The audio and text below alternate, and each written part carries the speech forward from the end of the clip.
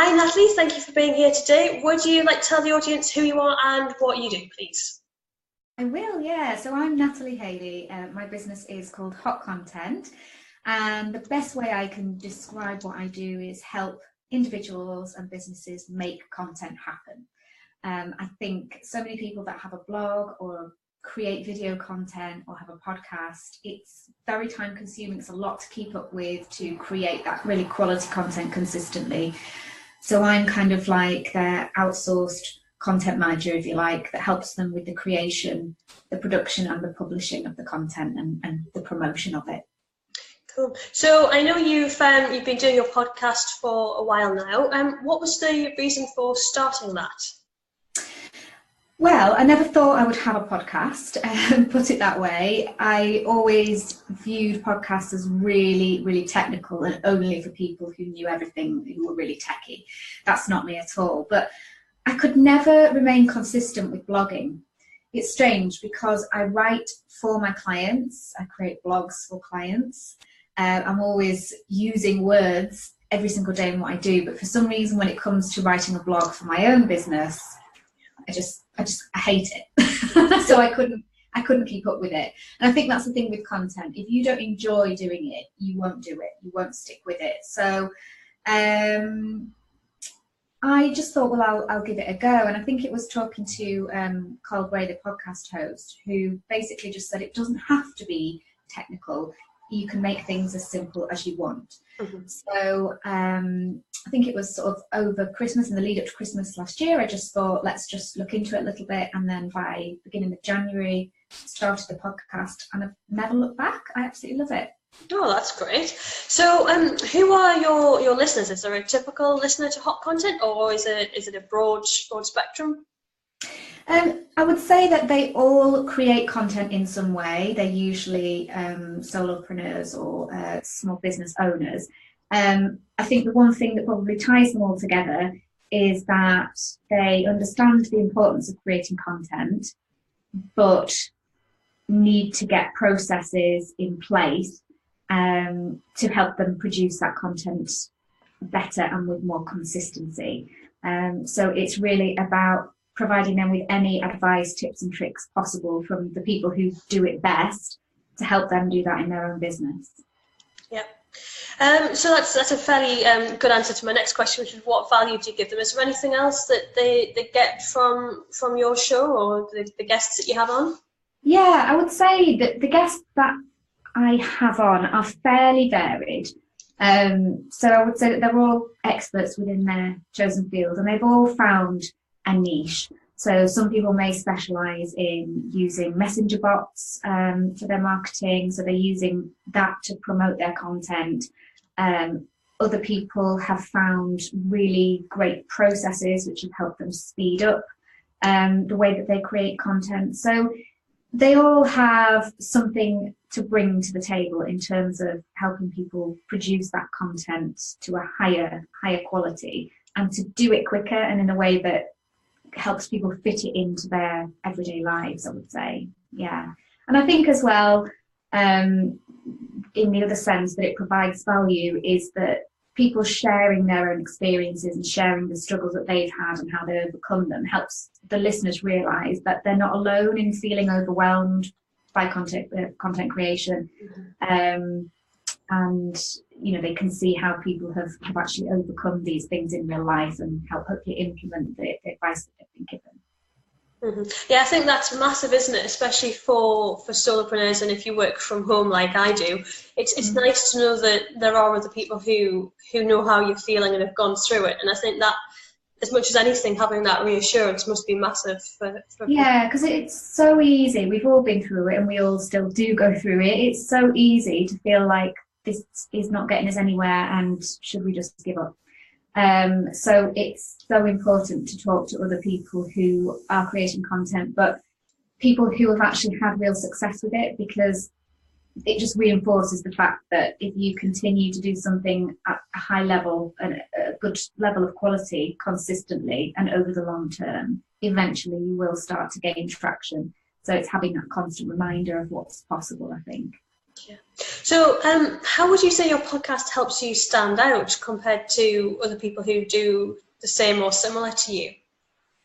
Yeah, I think podcasts are still less common. They are obviously becoming much more popular, and many more people and businesses are creating audio content. But I still think in comparison to blogs, it's much less common. So there is, just from that point of view, much more of an opportunity to differentiate from the competition and stand out. I also think that you may get fewer podcast listeners than, say, people who read your blog post, potentially. But I always think that those people who listen to a podcast are of more value. It's a much more intimate experience listening to a podcast. You physically got, somebody's voice plugged into your ears, coming straight through. And I think once you take to somebody's voice and once you take to their content, you form a much deeper kind of relationship connection almost. So I think there's much more opportunity to create deeper relationships with more potential through podcasts, definitely.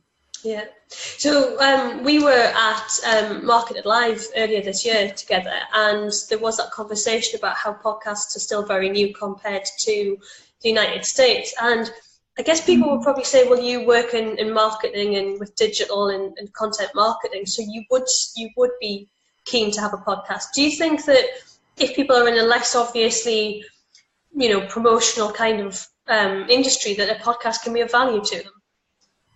Yeah, I would say so. I mean, I've thought about this before, and I can think of very few industries or niches where a podcast wouldn't be of some value to a group of people out there. And I think it's becoming much more widespread in that, I can't think of anything completely random now off the top of my head, but if you think of something fairly random niche, you can almost guarantee there is at least one podcast that's being developed around that particular theme or topic.